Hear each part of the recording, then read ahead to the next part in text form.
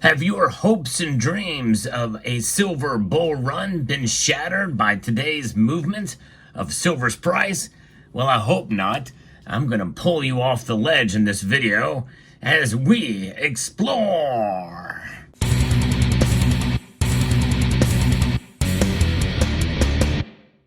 And what are we exploring exactly? Well, the markets. Silver took a big hit today, almost a 4% drop.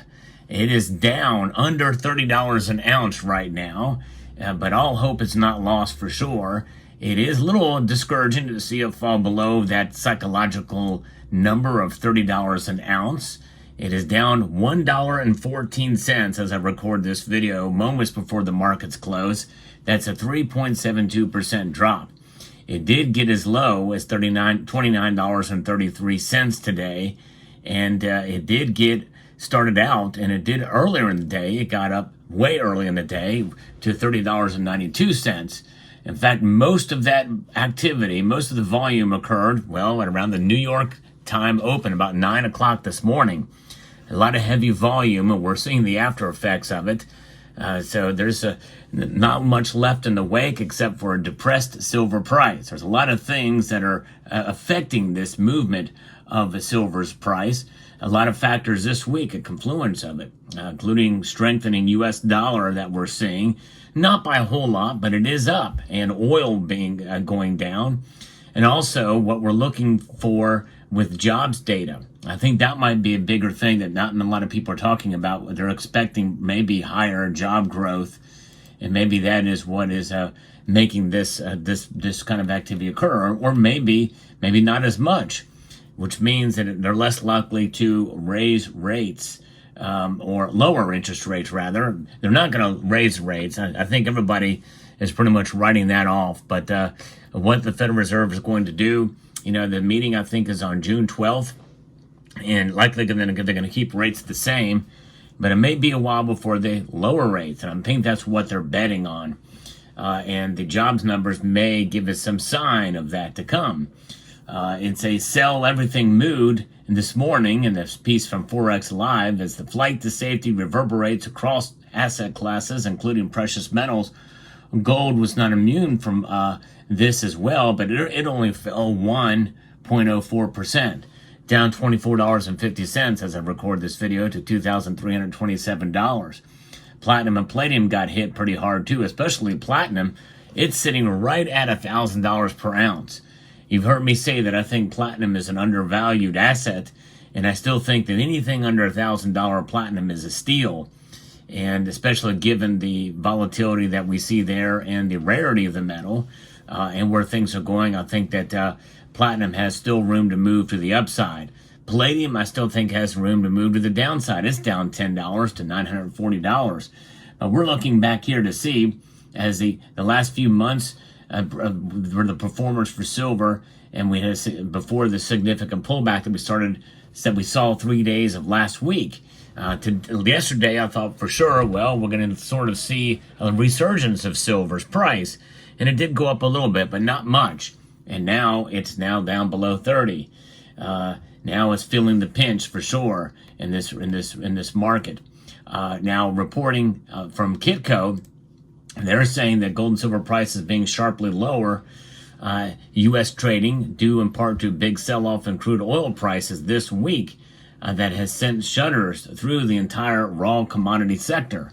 Week-long liquidation and profit-taking from the shorter-term futures traders was featured in both metals today. And in the short term, some of this could be due to, I think, the COMEX deliveries being due or what have you.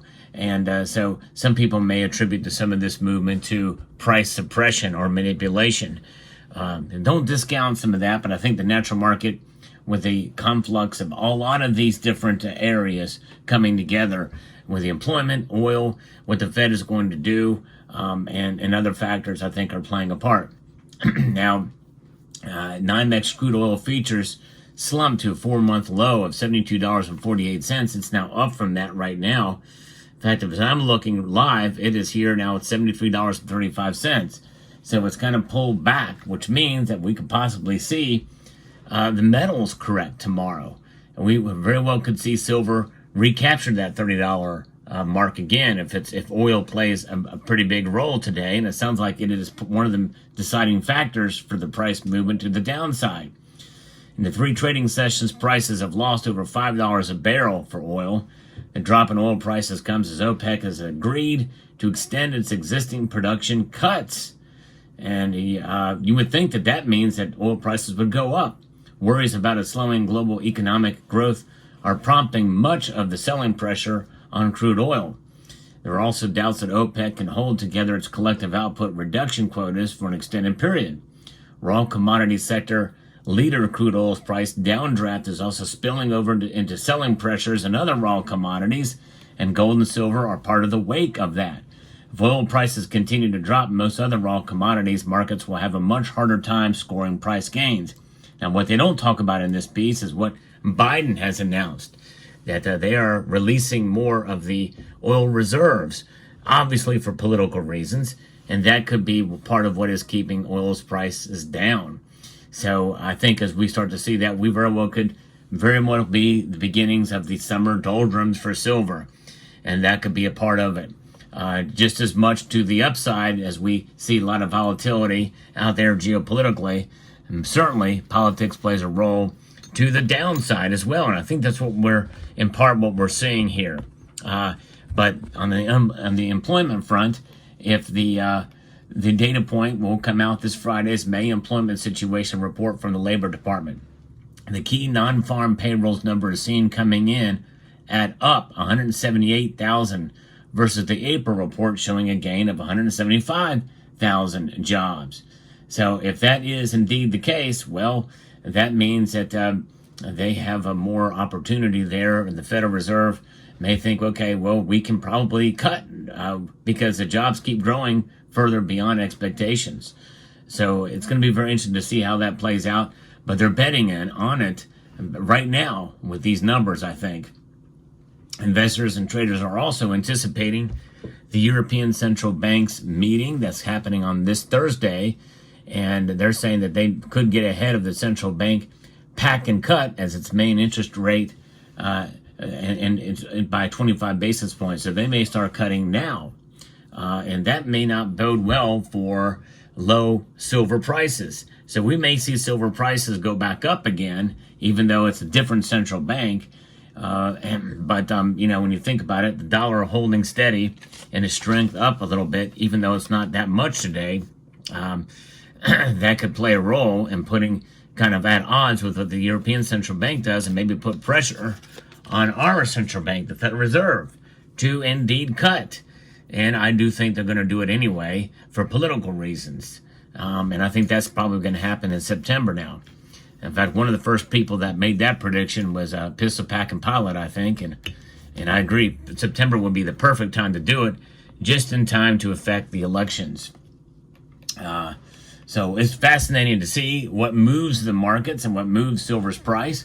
It is below. I didn't think it would happen. I was hoping it would hold on to 30, but it could recapture 30 again. The longer it stays up above, or the longer it stays down below, the more likely it's going to stay entrenched, I think, through the summer. If it recaptures tomorrow and into the next a couple of days here to the end of the week, if we can recapture 30, I think it may be something that will hold through the summer, and it may trade around that range. It may be boring for a while for silver, but we'll see. But dipping in and out of a crucial number is something that is bound to happen for sure, and I think this is one of those cases. But do not lose hope, or do not lose heart for silver. It is not immune to these types of things. It shall be volatile. In fact, I've talked about that. I talk about it, and too much, at least a fair amount of criticism. People think I'm talking down on silver. Nothing I say is going to move the markets. I'm not that influential. However, one thing is for sure, the markets are volatile, and there's a lot of that in silver, especially compared to gold, and it's something that I'm trying to prepare my audience for. And that's all. It's just to be prepared for the possibilities. I like to look at the different things that can move the markets, one way or the other. I like to look at both sides of the fence when it comes to silver. Does that take away from many of the attributes of silver as being a wealth preservation device? No, it does not. Even if in a given period of time, it doesn't act as a wealth preservation device. And that's only obvious because of the volatility of the markets. But the thing is, this is why I've always encouraged people to hold on to their silver. If you're not buying, you should at least be holding, in my view, at least a good portion of your stack. Now, obviously, there's a caveat to that. Some may need to sell for a certain time, or the opportunity is just too great to ignore to utilize your silver holdings for a purchase or for an opportunity that could come up. I'm not talking about that. I'm talking about just overall. It's good to have a great portion of your stack held in your storage as a central bank. And yes, I know central banks don't store silver, but you know what? We, the people, do. Silver is the people's money. It's good to have some gold too, as you know, but I am a big proponent of having silver as well in your stack. That's why we call it a silver stack. It's not a metal that you're just running around buying and selling when the price goes up $1 and you get back 50 cents because of a premium increase. That's not much to celebrate on, that's for sure. It's about having wealth outside of the system as an insurance policy against the system itself. The system itself, which is not only corrupt, I think most can agree on that. I don't think that's a crazy notion to say that these days. Most of our three-letter agencies have that. Of course, the Federal Reserve is not a three-letter agency unless you have FR there. That's 2 letters. But still, it is an agency that has really been corrupted really pretty much since the beginning. And the way it was established and formed and put into place. So there it is. So there's where the metals are today and where silver especially is. Do not lose hope. Do not lose heart because silver still is the same as it was yesterday. Measure your wealth in ounces, not dollars. So I'd like to extend a multitude of gratitude to each and every one of you for taking the time to watch and to encourage you to please rate, share, comment, and subscribe.